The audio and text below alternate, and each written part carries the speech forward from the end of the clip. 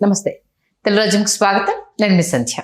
చాలా రోజుల తర్వాత మరొకసారి తమిళనాడు రాజకీయాలు హీట్ ఎక్కాయా అంటే ఉదయనిధి స్టాలిన్ అరెస్టుకు సంబంధించి పెద్ద ఎత్తున అయితే చర్చ జరుగుతుంది. ఉదయం నుంచి కూడా చెన్నై ఉదయనిధి స్టాలిన్ నివాసం దగ్గర కార్యకర్తల హంగామా, పోలీసులు అదుపులోకి తీసుకోవడం, విచారణకు మద్రాస్ హైకోర్టు మధ్యంతర బెయిల్కు సంబంధించి ఇమీడియట్గా పిటిషన్ తీసుకున్నా సరే ఈలోపే పోలీసులు వచ్చి అరెస్ట్ చేయడము, ఇది రాజకీయమా, కక్ష సాధింప, లేకపోతే విజయ్ కూడా ఈగోకు వెళ్తున్నాడా అన్న అంశంతో పాటు కొత్త సీసాలో మరొకసారి పాత రాజకీయం కనిపిస్తుంది అన్న డిస్కషన్ కూడా జరుగుతుంది.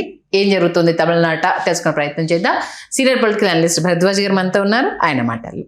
భరద్వాజ్ గారు నమస్తే అండి. నమస్తే.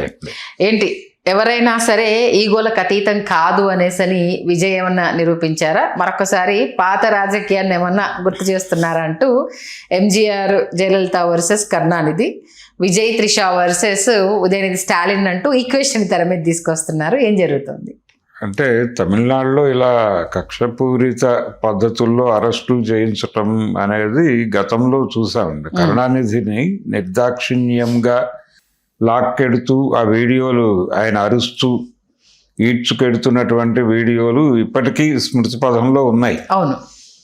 అలాగే జయలలిత గారి అరెస్టుకు సంబంధించి ఆవిడని అరెస్ట్ చేసినప్పుడు హెరాస్ చేసిన పద్ధతి, అలాగే అసెంబ్లీలో ఆవిడని అగౌరవపరిచినటువంటి పరిస్థితి, ఆవిడ చీరలాగటానికి ప్రయత్నం చేయటం, ఇలా అనేక నాటకీయం అనే అనలేం కానీ ఒక రకంగా వాళ్ళని ఇబ్బంది పెట్టేటువంటి కార్యక్రమం కక్షపూరితమే. అంటే చాలా స్పష్టంగానే మీ మీద మేము కక్ష సాధిస్తాం అనే ప్రోగ్రాం.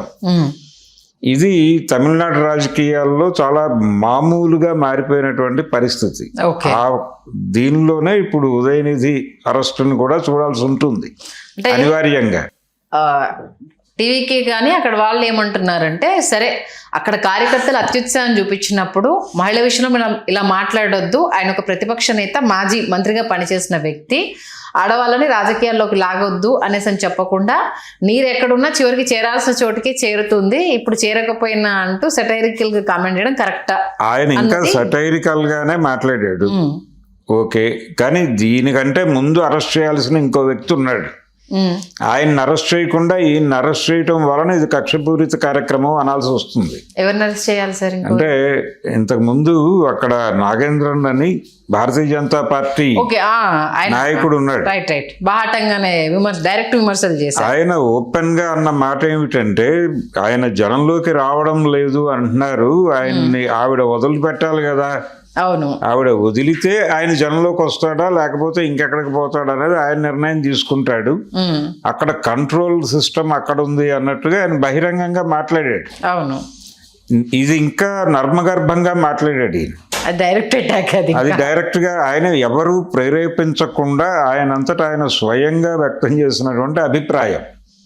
మరి ఆయన్ని వదిలిపెట్టేసి పైగా బీజేపీ వాళ్ళు ఖండిస్తున్నారు. ఇప్పుడు బీజేపీ వాళ్ళు విజయ్కి అనుకూలంగా డిఎంకే మీద దాడి చేస్తున్నారు. ఇది ఒక విచిత్రమైనటువంటి పరిస్థితి. అంటే అలా ఎలా మాట్లాడతాడు అతను అని సేమ్ నాగేంద్రనే మాట్లాడుతున్నాడు. మరి మీరు మాట్లాడినప్పుడు అంటే ఇది ఏదో లాలూచీ వ్యవహారమా బీజేపీతో? ఒకవైపేమో థియరిటికల్ ఎనిమీ అని ప్రకటించి ఉన్నాడు ఆయన బీజేపీని, పొలిటికల్ ఎనిమీ డిఎంకే అన్నాడు విజయ్. ఓకే, ఇప్పుడు ఆ పొలిటికల్ ఎనిమీ, థియరిటికల్ ఎనిమీ వీళ్ళిద్దరూ కేంద్ర రాజకీయాల్లో కలిసి ఉన్నారు. మళ్ళీ ఇప్పుడు డీలిమిటేషన్ బిల్లు వీటికి సంబంధించి వాళ్ళకున్న భరోసా డిఎంకే నోరు తెరవదు అని. అవును, ఇంత ధైర్యంగా వాళ్ళు డిఎంకే తమ కంట్రోల్లో ఉందని అనుకుంటున్న టైంలో ఇక్కడ బీజేపీ టీవీకే వైపు స్టాండ్ తీసుకుని డిఎంకే లీడర్ మీద కామెంట్ చేయటం, రెండో వైపు వీళ్ళు ఇదే కామెంట్ అంతకంటే వికృతంగా ఇంతకుముందు మాట్లాడి ఉండటం, వీళ్ళ మీద చర్యలు లేకపోవడం. ఇప్పుడు ఇమ్మీడియట్గా డిఎంకే నిజంగా చేయవలసిన పని ముందు నాగేంద్రన్ అరెస్ట్ చేయి ఫస్ట్, ఆ తర్వాత ఉదయనిధి దగ్గరికి వస్తావా ఇంకెవరి దగ్గరికి వస్తావో రా. ఎన్నికలకి ముందే మాట్లాడాడు ఆయన, ఎన్నికలకు ముందు మాట్లాడిన బయట ఉంది, స్టిల్ యూట్యూబ్లో అలైవ్ అది. కాబట్టి అక్కడి నుంచి మొదలు పెట్టండి మీరు. అంటే దాన్ని ఇలా చెప్పడానికి ఉంటుంది సార్, అది బిఫోర్ రాజకీయ విమర్శలు కాబట్టి దాన్ని ఏం చేయడానికి ఉండదు. మేము అధికారంలోకి వచ్చిన తర్వాత ఎన్నికల ప్రచారంలో భాగంగా ప్రతి విమర్శలు ఉంటాయి కదా అంటూ మేనేజ్ చేయడానికి ఒక లైన్ ఉంటుంది కదా. లేదు అంటే ఇది సంస్కారానికి సంబంధించిన వ్యవహారంగా మార్చారు. వాళ్ళు వెళ్ళింది మహిళా కమిషన్. మహిళా కమిషన్ లో కంప్లైంట్ ఇచ్చి అక్కడి నుంచి అరెస్ట్ వైపుకు లాగి తీసుకొచ్చినటువంటి వ్యవహారం. అలా కాకుండా మీరన్నట్టుగా అది వ్యక్తిగతమైనటువంటి పరువుకో లేకపోతే డిఫెమేషన్ కూడా లింక్ అయి ఉంది దీనిలో. డిఫెమేషన్కే అరెస్ట్ చేస్తారా అని మాట్లాడుతున్నారు డిఎంకే వాళ్ళు. కానీ ఇది డిఫెమేషన్ మరొకటి అని కూడా అనుకోవాల్సిన అవసరం లేదు. మహిళా కమిషన్ గొడవ ఇది. కాబట్టి వాళ్ళని ఎందుకు లాగలేదు అంటే వాళ్ళని మీరు ఎందుకు వదిలిపెట్టే, పైగా ఆయన ఇంటికి పిలిచి ఒక విషయం చెప్పాడు అందరికీ. విజయ్ ఆ రోజున కార్యకర్తలందరూ ఇంటికి వచ్చినప్పుడు ఆయన చెప్పింది ఏంటంటే, మేడ మీద నిలబడి ఇది మా ఇంట్లో కూడా గొడవలు ఉన్నాయి, మీ ఇళ్లలో గొడవలు ఎలా ఉంటాయో మా ఇంట్లో కూడా గొడవలు ఉన్నాయి, కాబట్టి ఈ ఇంటి గొడవలు ఎలా పరిష్కరించుకోవాలో మనకు తెలుసు, సో ఈ గొడవ వదిలిపెట్టేద్దాం, వీటికి అతీతంగా కొన్ని సమాజానికి సంబంధించిన గొడవలు ఉన్నాయి, అవి తేల్చుకోవడం కోసం మనం కలుస్తున్నాం, కాబట్టి ఇవి పక్కన పెట్టి వాటి గురించి మాట్లాడుకుందాం అని చెప్పి చాలా హంబుల్గా మాట్లాడాడు ఆయన. ఈవెన్ కార్యకర్తలకైనా సభలో కూడా చాలా క్లియర్ కట్గా మీరు నా కోసము మాట్లాడకండి, అది నా వ్యక్తిగత విషయం, నేను తేల్చుకుంటాను, దానివల్ల మన రాష్ట్రానికి కావచ్చు మీకు కావచ్చు ఎలాంటి ప్రయోజనాలు ఉండవు, నా కోసం మీరు రాళ్ళ దెబ్బలు తినొద్దు అంటూ కూడా ఏంటిది సభలలో ఆయన చెప్పడం జరిగింది. అయితే ఇప్పుడు ఇంకో విషయాన్ని ఎలా తెర మీద తీసుకొస్తున్నారంటే డిఎంకే వాళ్ళు రేపు విజయ్ తొలి రాష్ట్ర బడ్జెట్ ను ప్రవేశపెట్టబోతున్నారు. ప్రతిపక్షం లేకపోతే డైవర్ట్ చేస్తే అందులో ఏం లొసుగులు ఉన్నా మాట్లాడడానికి ఇది ఉండదు, కాబట్టి ఉదయనిధి స్టాలిన్ అరెస్ట్ కదా డైవర్షన్ అంతా అటుండిపోతుంది అన్నది ఇంకో లాజిక్ ను కూడా తీసుకొస్తున్నారు. నిజంగా రాష్ట్ర బడ్జెట్ కి ఉదయనిధి స్టాలిన్ అరెస్ట్ కి లింక్ పెట్టే సిచ్యువేషన్ ఉందంటారు ఇప్పుడు అక్కడ? లేదు, అది ప్రమాదం కూడా. అంటే రాష్ట్ర బడ్జెట్ పెట్టేటప్పుడు ప్రశాంత వాతావరణం ఉండాలి అని కోరుకుంటారు ఎవరైనా. బయట ఒక పొలిటికల్ డిస్టర్బెన్స్ ఉన్నప్పుడు దీని ప్రభావం సభలోకి వస్తుంది, సభలో ప్రతి మాటని కాంట్రవర్సీ చేస్తారు. అంతే కదా. అలా కాకుండా వీళ్ళు మొత్తం కార్యక్రమాన్ని స్మూత్ గా తీసుకెళ్లాలంటే ఇలాంటి వివాదాలు రోడ్డు మీద పెట్టుకోరు.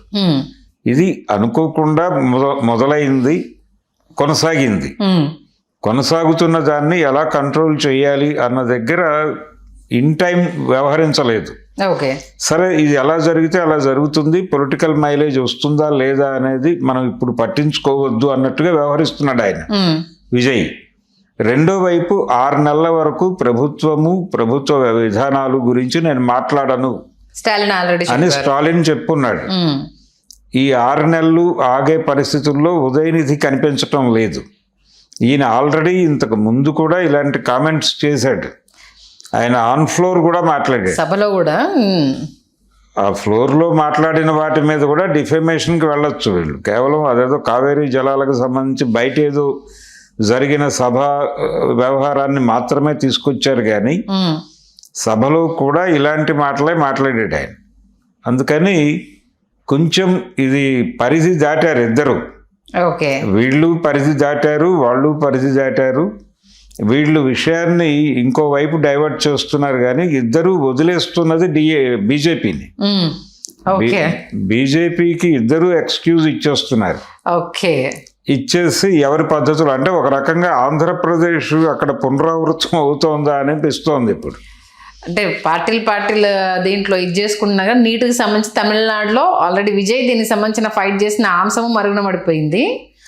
ఇప్పుడు మోదీకి వ్యతిరేకంగా నడుస్తున్న ఈ అంశానికి సంబంధించి పట్టు బిగించాలన్న ఈ టాపిక్ డైవర్ట్ అయిపోయింది. పర్సనల్ ఎజెండా పొలిటికల్ గా తమిళనాడులో పాతుకుపోయే ఇది నడుస్తుంది. ఆంధ్రప్రదేశ్ లో ఎలాగైతే 2 ప్రధాన రాజకీయ ప్రాంతీయ పార్టీలని తన కంట్రోల్లో పెట్టేసుకున్నారు, 3వ పార్టీని కూడా తమ గోడ పక్కన పెట్టుకున్నారు. అక్కడ ఏ ప్రాంతీయ పార్టీ కూడా ప్రాంతీయ ఆకాంక్షల్ని వ్యక్తీకరించే పరిస్థితుల్లో లేదు. ఇక్కడ కూడా ఏడీఎంకే వాళ్ళ కాంపౌండ్లోనే ఉంది, డిఎంకేని వాళ్ళ కాంపౌండ్లోకి తెచ్చేసుకున్నారు, గోడ బయట ఉంచారు. ఇప్పుడు విజయ్కి అనుకూలంగా మాట్లాడుతున్నారు. చూస్తే దాదాపు ఏపీని అక్కడ మళ్ళీ తిరిగి ప్రతిష్ఠించే ప్రయత్నం ఏదైనా జరుగుతుందా బీజేపీ వైపు నుంచి అనే డౌట్ వస్తుంది. ఆయనేమో ఒకవేళ ఎఫ్ఐఆర్లు ఇలాంటివి ఏమైనా ఉంటే మొన్న జరిగిన ఢిల్లీ అల్లర్లకు సంబంధించి ఈ ఎఫ్ఐఆర్లు అలాంటి వాటికి వ్యతిరేకంగా వాళ్ళు మాట్లాడారు టీవీకే నుంచి. మరి ఆ మాటలు ఇంకా తడే ఆరలేదు. ఆరకముందే ఈ వివాదము, ఇప్పుడేమో బీజేపీ వాళ్ళు వాళ్ళకు అనుకూలంగా మాట్లాడటము, ఈయన గురించి పట్టించుకోకపోవడం, నాగేంద్రన్ గురించి పట్టించుకోకపోవడము, ఎక్కడో ఏదో అంటే బేరసారాలు నడుస్తున్నాయి. వాళ్ళు ఎవరినైనా కొనుగోలు చేయడానికి ప్రయత్నం చేస్తారు, ఎవరికైనా మార్కెట్లోకి తీసుకొచ్చి ఒక రేట్ ఫిక్స్ చేసే ప్రయత్నం చేస్తారు. అలాంటిది ఏదైనా ఆ గ్రేడింగ్ లోకి తీసుకెళ్లారా విజయ్ని అనేది ఇప్పుడు కొత్తగా ముందుకు వస్తున్నటువంటి డౌట్. ఇది ఎంతవరకు విజయ్కి కరెక్ట్ అంటారు మరి? ఇప్పుడు విజయ్ తనదంటూ ఒక స్టాండ్ ప్రకటించాలి. ఇప్పుడు ప్రకటించి నా ఆలోచన విధానం ఇది, ఇందుకు జరిగింది ఈ అరెస్టు, ఈ అరెస్ట్ దాకా తీసుకువెళ్ళటానికి నేపథ్యం ఇది. వాళ్ళు ఎలాగూ ఇప్పుడు కోర్టుకు వెళ్ళారు, అది ఈవినింగ్ లోపు క్లారిటీ వచ్చేస్తుంది, బెయిల్ వచ్చేస్తుంది. 6 సెక్షన్ల కింద ఏదో పెట్టానన్నారు సార్. అవును, మరి ఏం సెక్షన్ లో అనేది ఇప్పుడు రివీల్ అవ్వలేదు. మెయిన్ థింగ్ పోలీసులు వెళ్ళి ఉదయనిధి స్టాలిన్ కి ఈ సెక్షన్స్ అని వివరించారు, కానీ కంప్లైంట్ కాపీ బయటికి రాలేదు. ఏమేమి సెక్షన్లు అనేది మన తెలుగు మీడియాకి అయితే ఇప్పుడు న్యూస్ రాలేదు. మేబీ మనం మాట్లాడే లోపు అది రివీల్ అయ్యి ఉండొచ్చు. ఇన్ కేస్ సెక్షన్ స్ట్రాంగ్ పెట్టేసి ఉండుంటే బెయిల్ వచ్చే అవకాశం ఉంటుందా? లేదు, బెయిల్ వచ్చేస్తుంది. అంటే మెయిన్ డిఫెమేషన్ మీద వెళ్తున్నారు, డిఫెమేషన్ మీద అరెస్ట్ ఏమిటి అనేది చర్చ జరుగుతోంది. ఇంతకు మించి పెద్దగా ఇబ్బంది పెట్టే అవకాశం లేదు. అంటే ఇది ఒక రకంగా వాళ్ళకి మాట్లాడడానికి అవకాశం కల్పించటం. అంటే మీరు అన్నట్టు ఒకవేళ విజయ్ గారు కనుక ఈ అంశానికి సంబంధించి క్లారిటీ ఇవ్వకపోతే ఇది వేరే రకంగా వెళ్ళే అవకాశం ఉందంటారా? వెళ్తుంది. అంటే తను ఎలాగో మాట్లాడతాడు ఈ రోజు కానీ రేపు ఉదయం సభ ప్రారంభంలో అయినా కానీ ఆయన దీనికి సంబంధించి ఒక ప్రకటన చేస్తాడు. ఆ ప్రకటనలో ఏమిటి అనేది బయటకు వచ్చేస్తుంది. ప్రభుత్వం ఏం ఆలోచిస్తోంది, ఆయన ఏం ఆలోచిస్తున్నాడు, ఎలా హ్యాండిల్ చేయదలుచుకున్నారు దీన్ని, అలాగే బయట వస్తున్నటువంటి విమర్శలకి ఎలా సమాధానం చెప్పాలనుకుంటున్నారు, ఇవన్నీ కలిపి ఆయన ఒక ప్రకటన చేసే అవకాశం అయితే ఉంది. ఓకే, చూద్దాం మరి. ప్రకటన చేస్తే సీరియస్లీ అదొక మెసేజ్ ఓరియంటెడ్గా వెళ్తుంది, చేయకపోతే మాత్రం ఇక ఈగోకి విజయ్ కూడా వెళ్తున్నాడు అన్న ఇది మైనస్ అయిపోతుంది. ఈగోకి వెళ్ళటంగానే కనిపిస్తుంది అది స్పష్టంగానే. కక్ష సాధింపు చర్యల్లో భాగమే ఈ అరెస్టు అనుకోకుండా ఉండాల్సిన అవసరం ఏమీ లేదు. ఓకే, అయితే ఇది ఇలాగే వాళ్ళ ఉద్దేశం కూడా అదే. నిజానికి డిఎంకే వర్సెస్ టీవీకేగా మారాలి సీన్. ఏడిఎంకే అనేది ఉండకూడదు, దాన్ని ఎలిమినేట్ చేస్తారు గేమ్లో నుంచి. అంటే తమిళనాడు రాజకీయాల్లో ద్విముఖ పోటీ మాత్రమే ఉండాలి, త్రిముఖం ఉండకూడదు. ఓకే, ఇప్పుడు అన్నామలై ఆ మధ్య కాలంలో ఏదో ప్రాంతీయ పార్టీ స్టార్ట్ చేస్తున్నాను, రజనీకాంత్ అండతో అనే వార్తలు వచ్చినప్పుడు కూడా ఇదే చర్చ జరిగింది. అంటే త్రిముఖ పోటీని ఎలా అలౌ చేస్తారు తమిళనాడులో, పర్టికులర్గా స్టాలిన్ ఉండగా. ఆయన ఉద్దేశం అక్కడ యుద్ధం వీళ్ళిద్దరి మధ్య కేంద్రీకృతం కావాలి, విజయ్ వర్సెస్ ఉదయనిధిగా నడవాలి. ఒక టర్మ్ విజయ్ సీఎంగా ఉంటే ఇంకొక టర్మ్ ఉదయనిధి ఉండాలి. ఈ మధ్య ధనుష్ ఎంట్రీ కూడా ఉండబోతుంది, అందుకే ఫ్యాన్స్ మీట్లు ఇవి కూడా జరుగుతున్నాయి, ఇంకొక డిస్కషన్ కూడా వస్తుంది కదా సార్? వస్తుంది. అదే ట్రయాంగులర్ ఫైట్ ని అలౌ చేయడానికి డిఎంకే కూడా సిద్ధంగా లేదు. ఓకే, సిద్ధంగా లేదు. ఆయన ఈ రొటేషన్ సిస్టంలోకి తన కొడుకుని ఎమర్జీ చేయాలనుకుంటున్నాడు స్టాలిన్. అయితే విజయ్ లేకపోతే స్టాలిన్, ఒక టర్మ్ విజయ్ ఉంటాడు, ఇంకో టర్మ్ ఉదయనిధి ఉంటాడు, మళ్ళీ విజయ్ వస్తాడు. ఈ చక్రంలోకి ఫిక్స్ చేసేయాలి కొడుకుని అని అనుకుంటున్నాడు ఆయన. ఓకే ఓకే, అందుకని మూడో పక్షాన్ని సాధ్యమైనంత వరకు ఎలిమినేట్ చేయడానికి ఆయన జాతీయ రాజకీయాల్లో కాపలా కూర్చున్నాడు అక్కడ ఢిల్లీ వెళ్ళి. ఇంత వ్యూహం నడుస్తోంది కాబట్టి ఈ వ్యవహారాన్ని వాళ్ళు ఎలా సెటిల్ చేసుకుంటారు అనేది చాలా, అంటే తమిళనాడు రాజకీయ భవిష్యత్తును డిసైడ్ చేసే వ్యవహారం. ఓకే, చూద్దాం హెడ్ మలుపు తిరుగుతున్నది. మీరు అన్నంత వరకు ఎవరు క్లారిటీ ఇస్తారు, ఎవరు దీన్ని వాడుకుంటారు అనేది మంచి విశ్లేషణ ఇచ్చారు. Thank you sir. Thank you అండి. హలో, తెలుగు రాజ్యం ఛానల్ చూస్తున్నారా? సామాజిక రాజకీయ జీవన చిత్రణే తెలుగు రాజ్యం. అతిశయోక్తులు అసత్యాలు ఉండవు. రాజకీయ కోణం కాదు, ప్రజా కోణమే కొలబద్ద. తెలుగు రాజ్యం వీక్షణ మీ ఉత్తమ అభిరుచికి నిదర్శనం.